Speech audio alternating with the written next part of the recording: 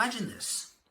Say you've been working towards a really big goal for hundreds of times. You've done the thing to try and achieve this thing for dozens, hundreds, if not thousands of times. And on this hundredth try, you still fail. You wonder, why can't I do this? Why can't I get this right? Why can't I get this thing? The reason is we go into doing things really half-assedly. We'll try and do something and just say, oh, I'm gonna do it. It's gonna be real nice and easy. We're gonna get this done really quickly. No, you can't do that. You have to put your whole mind into that process. You have to get into the mind of the person who actually done this before, someone who's successful at this. If it's business, think like an entrepreneur. If it's fitness, think like a pro bodybuilder. That's what you gotta do. But the real question is, how do we even do that? Think of your identity like this.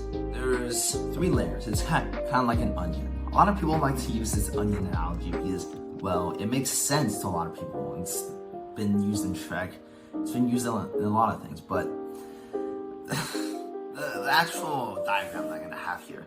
So the first little layer, or the first little bubble, is gonna be your core identity, which is gonna be your ethnicity, things that you're just born with. Oh, I'm for my core identity, I can say I'm Chinese, I'm 16, or not even 16, I'm 15, and I was born in Canada. Things like that.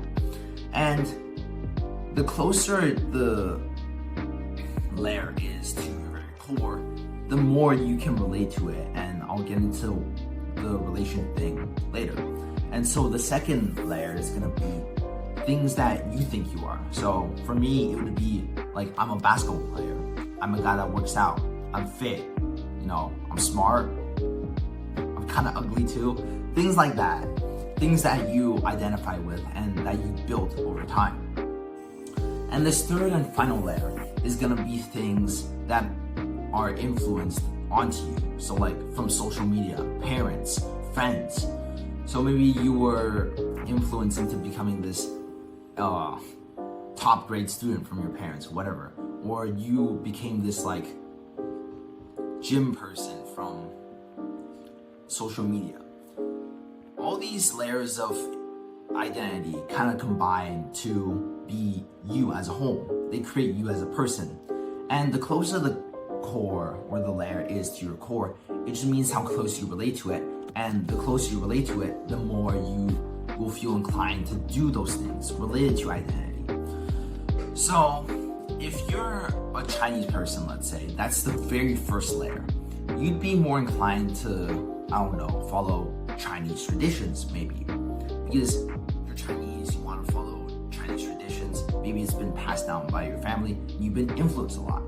The more influence you have, and the more instances of that identity there are, it just means the stronger you're gonna feel towards being that type of person.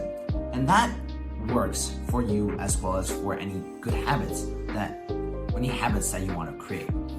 And what I want you to start doing is add on new identities now. Those new identities are going to be on the third layer. They're not going to be very strong, and they're going to be kind of weak initially, but they're much better than just saying, I'm going to become this, which is kind of like saying, my idea of saying I'm going to do this is kind of on the fourth layer. It's like the worst thing you could do. It's not the worst thing you could do, but it's like the best thing that you could do. Yeah.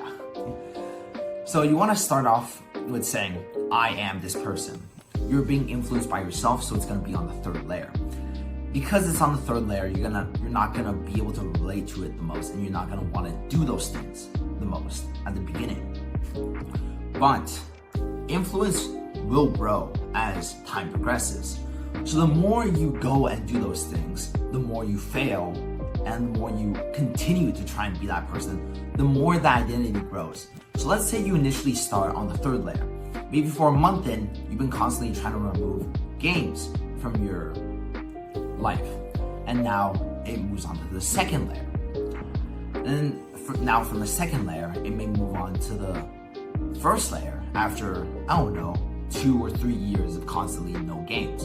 And now you won't even think of playing games. That's what you really have to do to be the person you want to be. You don't want to say, I'm going to become that person. You want to say, I am that person. And you end up actually becoming that person.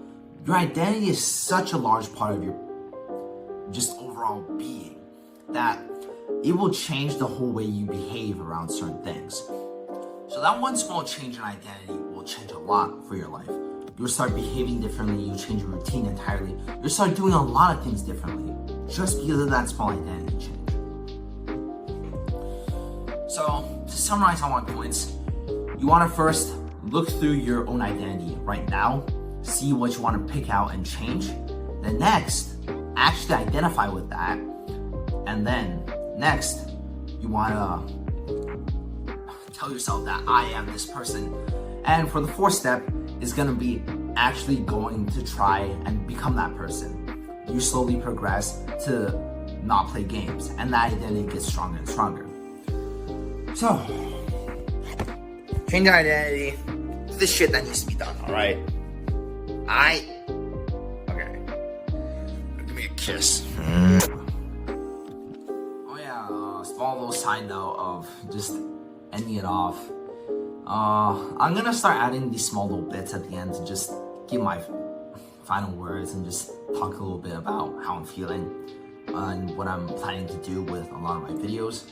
So I'm trying to change up the way I speak in my videos in general. I'm gonna try and incorporate some more examples, some new clips rather than just me talking and talking and talking.